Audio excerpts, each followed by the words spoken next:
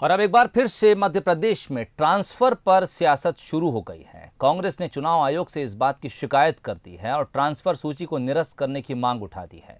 उनका कहना है कि उपचुनाव के बीच ट्रांसफर करना गलत है, जो कि सरकार कर रही है।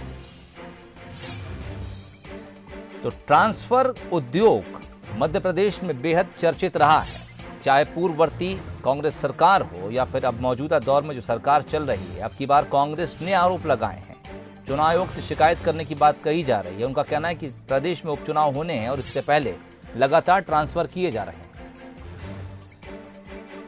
कि भारतीय जनता पार्टी की सरकार मध्य प्रदेश में अपनी हार से हताशा में इस तरह परेशान है कि उधर चुनाव आयोग द्वारा पत्रकार वार्ता आयोजित की जा रही है। यहाँ मध्य प्रदेश के मुख्यमंत्री शिवराज सिंह चौहान ताबड़तोड़ तरीके से सैकड़ों पुलिस अधिकारियों और प्रशासनिक अधिकारियों के ट्रांसफर कर रहे हैं।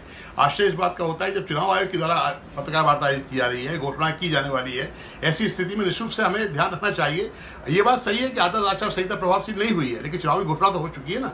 लेकिन ऐसी स्थिति में उन्होंने आज सैकड़ों लोगों के स्थान सूची जारी की है, जिसको लेकर हमने आज भारत निर्वाचन आयोग को शिकायत की है और हमने कहा है कि ये बहुत गलत तरीके से स्थानांतरित किए जा रहे हैं, पिछले 1 माह से लगातार कर रहे हैं। आज जो सूची जारी हुई उसको तत्काल निरस्त किया जाए और इनको प्रतिबंधित किया जाए कि वो आगामी आदेश तक किसी तरह के कोई भी स्थानांतरण की कर्मचारियों की न करें। चलिए, कांग्रेस ने ये मांग रख दी है और इस पर चर्चा के लिए इस वक्त खुद हमारे साथ जेपी धनोपिया साहब और बीजेपी प्रवक्ता रजनीश अग्रवाल साहब जुड़ गए हैं। धनोपिया साहब, आपके पास आना चाहूँगा, चूंकि आप ही का बयान हमने दर्शकों को सुनवाया है, लेकिन आप ही के बयान में 2 बातें हैं। एक तो ये कि ट्रांसफर किए जा रहे हैं, लेकिन आचार संहिता फिलहाल नहीं लगी है। बिल्कुल सही बात है।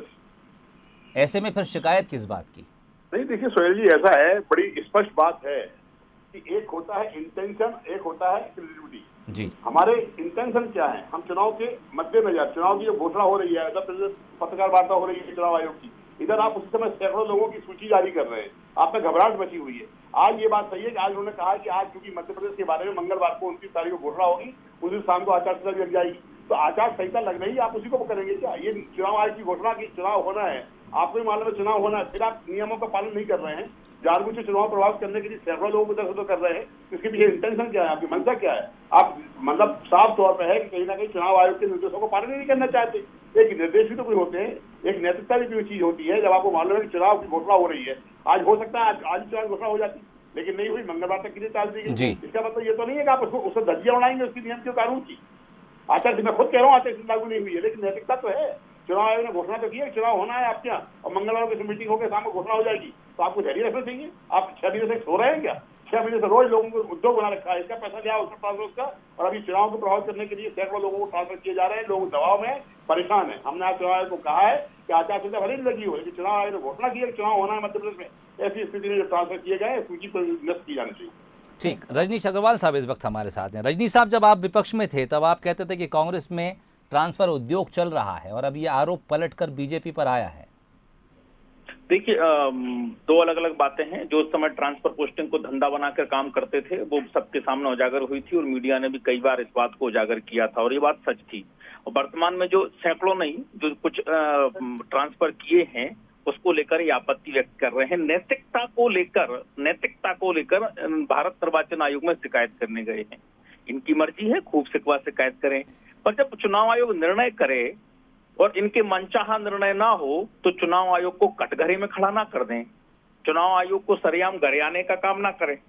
और इसीलिए मैंने कहा कि ये कांग्रेस का सगल हो चुका है। मशीन को बदनाम करो, मशीन यानी ईवीएम मशीन को बदनाम करो, मशीनरी को बदनाम करो, चुनाव आयोग को बदनाम करो। जब चुनाव हार जाओ तो इस पर ठीकरा फोड़ने का काम करो। और मध्य प्रदेश में विधानसभा के उपचुनाव हैं, आम चुनाव नहीं है। केवल आचार संहिता लगेगी तो भी, अभी दिनांक भी घोषित नहीं हुई है, आचार संहिता भी नहीं लगी है, लगेगी भी तो उन जिलों में लगेगी जिन जिलों में चुनाव हो रहे हैं, संपूर्ण मध्य प्रदेश में प्रभावशील नहीं होगी। इसलिए जनता के कामकाज, प्रशासन की प्रक्रियाएं, तमाम प्रकार के जो चलते हैं वो चलते रहेंगे, इसे कोई नहीं रोक सकता। चलिए, बहुत बहुत शुक्रिया बातचीत के लिए रजनीश साहब आपका और जेपी धनोपिया साहब आप दोनों का। तो रजनीश अग्रवाल साहब का कहना है कि ये चुनाव नहीं उपचुनाव हैं, और जिन सीटों पर उपचुनाव होने जा रहे हैं केवल उन्हीं जिलों में, उन्हीं सीट पर आचार संहिता लगेगी, लेकिन बाकी जगहों पर, बाकी जिलों में, बाकी विधानसभा सीटों पर जो कुछ प्रशासनिक काम चल रहे हैं वो उसी रफ्तार से चलते रहेंगे, उन पर कोई पाबंदी नहीं है। वहीं कांग्रेस ने भी इस बात को तो माना है कि अभी चूंकि तारीख का ऐलान नहीं हुआ है, इसलिए आचार संहिता जैसी किसी चीज़ की कोई शर्त नहीं लगती है। लेकिन उनका कहना है कि फिलहाल मौके की नज़ाकत को देखते हुए बीजेपी सरकार को ट्रांसफ़र रोकने चाहिए।